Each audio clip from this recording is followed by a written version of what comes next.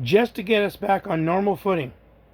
It's going to take him probably about 3 years, maybe even 4.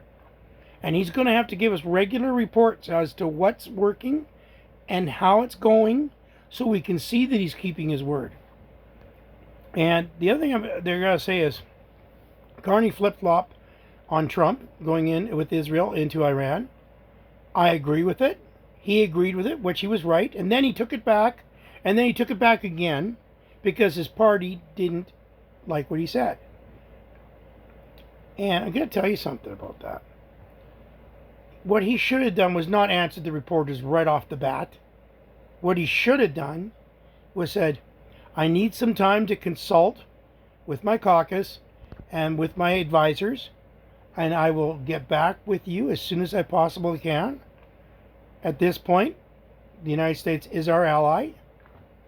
We have close ties with Israel, but we're gonna make an informed, educated decision. Now, a lot of people may not have liked that, but he wouldn't have been called what he's being called now, flip-flopping and everything else, and that's what he did. A smart leader would have taken a safer position. He didn't do that. So it doesn't tell me that he's a smart leader.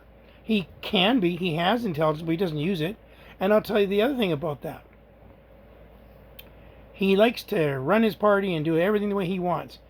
And when his party goes out, now Guilbeault's quit.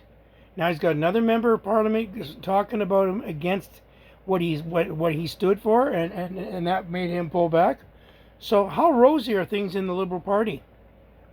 You know, Champagne and Joly and Phil and Ferris and Anisandri and all those guys, they're all going to quit. And Carney come in and say today, why? Because he wants to get rich. He doesn't care about Canada. He doesn't even call himself Canadian.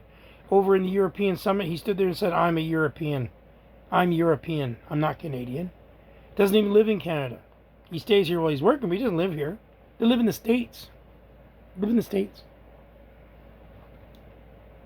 That's the kind of crap going on. That's what you voted for, Canada. And all my friends that do support them, I don't know what you're thinking. You know, you should be ashamed. Seriously, should be ashamed.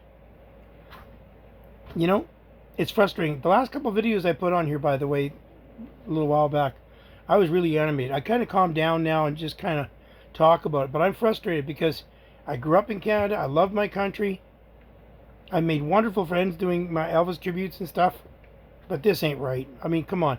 I talked to a lady about the homeless. She said, but they chose that. No, they didn't. Some may have, but, you know, they didn't. The choice was made for them. We got people dying out there.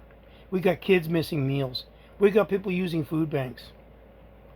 People with 6-figure incomes are having trouble making it. And that's because food costs are so high, rent is so high, car insurance, gas prices. I mean, it's horrible. My gas, 2.5 weeks ago, I paid $1.17 a liter. And then it would go up and down, up and down. Now it's up at $1.59. It dropped to $1.52 for a day. It's back to $1.59. And they're blaming it on Iran and what's going on over there. Why is our oil prices affected by theirs? We should be buying our oil at our own price. It's ridiculous. Give this a think. Name 10 things that the Liberals have done in the last 10 months that has actually made your life better. Have the rents come down? Has groceries come down? Has unemployment gone down? Has the medical system got better? Has the justice system got better? Is crime rates down?